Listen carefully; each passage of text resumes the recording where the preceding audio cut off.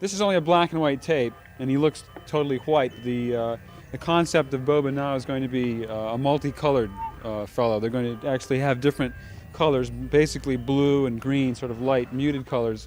There's also... And welcome back to Neon Fasty. Now on this week's episode, A Slave to Boba Fett Part 2. Yes, the second part of our short series where we take a look at some of the vintage figures, vehicles and collectibles from the golden era of the early 1980s. So let's get started. Okay, so here we go. So we're going to take a look at the official released action figures, and then we're going to take a look at a couple of customs which I think you might find interesting, and then we're going to finish off the episode with a Polish bootleg. So as you can see, this is Boba Fett, as you would expect to find him back in 1978-79 in his Star Wars backing card. Now the logo at the bottom is Palitoy, and for those of you that aren't aware, Palitoy was the UK-based toy company that distributed Star Wars action figures and vehicles under license from Kenner. Okay, now it's also worthy to note that when we first encountered this particular backing card, nobody knew who Boba Fett was, because unlike those in the United States, we did not get the Star Wars Holiday Special, so our first introduction to Boba Fett was The Empire Strikes Back. But as this was released slightly before the cinematic release, we had no idea until we went to the cinema and then the penny dropped. But this is an original interpretation of the character on his original backing card, and as you would expect, on the reverse, additional figures available in the line, plus Palitoy's very own Death Star playset. Now this is totally separate to the Death Star playset that was offered by Kenner, and I personally had one of these when I was a child, and it was a fantastic playset, and I really do wish I still had it now. But moving on to The Empire Strikes Back, so this is Kenner. Now this is a later release, as it features a Revenge of the Jedi sticker for a mail-away Admiral Akbar, so this is before they changed the title to Return of the Jedi. But as you can see, the card art is basically the same, and again on the back, more action figures available from The Empire Strikes Back and more about the mail-away offer. So basically 6 proofs of purchase, send away and you would receive this in the mail. Next up, we have the Return of the Jedi release, which you can see is very different indeed. Now contains a photograph as seen in Return of the Jedi, but overall basically the same figure. And again on the reverse, other action figures available in the line, plus a couple of the mini rigs and the Rancor monster on the bottom. But up next, we're going to take a look at a much forgotten release from Japan. So, released in 1981, a full year after The Empire Strikes Back had officially hit cinemas, Poppy, the Japanese company, released 15 Star Wars action figures like this. So, as you can clearly see, S1 on the box. So this is the first figure to be released, that of Boba Fett. Comes complete with his baggie and weapon and additional adverts that were included inside. Now on the reverse, pretty much the same, nothing overly exciting there, but a great addition to any vintage Boba Fett collection nonetheless. And if you can pick up one of these acrylic display cases, do, because this is the best way to display them. But an interesting and much forgotten release of Star Wars action figures from Japan. Now let's take a look at a couple of those customs.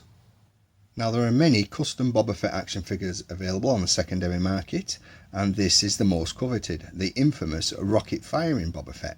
Now originally this was intended to be an exclusive mail-away action figure, but due to health and safety concerns that concept was dropped and a more standard figure was released. However, a few prototype examples managed to survive and have since found themselves in private collections all over the world. So for somebody like me, a replica is about as good as it's going to get. Now these were released a few years ago and they came in a traditional white mailer box with a sticker on one side, but I think you'll agree the figure itself is fairly well detailed. The detail is a little numb in places, but other than that it's the same scale. There is no copyright information on this figure whatsoever, and the foot pegs are also missing, but you clearly see the rocket firing mechanism there. Now it does fire, but it is a bit weak. But overall, Yes, it's a replica, it's not an original, but I'm happy to have it in my collection nonetheless. Now this is a purely fictitious piece on a Empire Strikes Back backing card, but it is actually Han Solo in carbonite. Now although we have a photograph of Boba Fett, the Han Solo in carbonite is not the same as the one that came with the original Slave 1 vehicle. In fact, I think this is a late 90s representation of Han Solo in carbonite. But as you can see, it's an interesting piece, it's a talking point, and as you would expect, the back is a reproduction of one of the many backing cards that are available. And as you can tell, the images are a little bit dulled, but nonetheless, an interesting piece. Didn't cost a lot of money, I just found it interesting and picked it up. But there you go. So let's take a look at the Polish bootleg Boba Fett. Now these particular bootleg action figures were produced by 9 different manufacturers in and around the Polish capital of Warsaw. Availability was widespread, with many of these being found in sweet shops, newsstands, discount shops and even some toy shops. Now the vast majority of these Polish figures were prolifically produced between 1984 up to the mid-1990s, using 65 patterns for around 36 different characters, and available in 10 series or waves. Now as you can see, numerous colour schemes were employed across all lines of the figures, with some incorporating minor articulation to none at all being offered as solid formed figures. Now around the world, 5 countries copied the official Kenner style of action figures, so that's Mexico, Brazil, Hungary, Turkey and Poland, creating a separate field of collecting for Star Wars collectors today. And although bootleg Star Wars action figures are highly prized items, only recently has any attempt been made to officially catalogue the vast array of figures produced throughout the 10-year period. Now as you can see, these are really shoddy. The figure itself is of a stiff rubber, and you can see, look at the rocket pack on the back, and that's just one piece.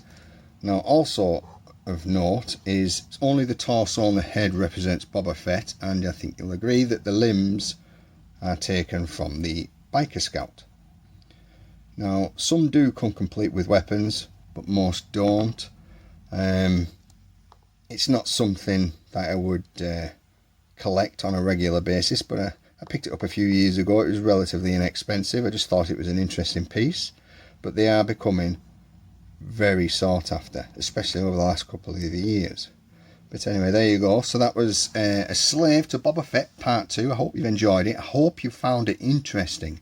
Now there are a few other things that I could have mentioned, but to just keep it simple, I didn't want to go into great detail as with regards the Tri-Logos and the Droids Boba Fett action figure series, because to be quite honest, I don't own them, so it's not fair to include them. But anyway, thank you very much for your time. I hope you enjoyed it, and take care of yourselves, and I'll see you in the next one. Cheers.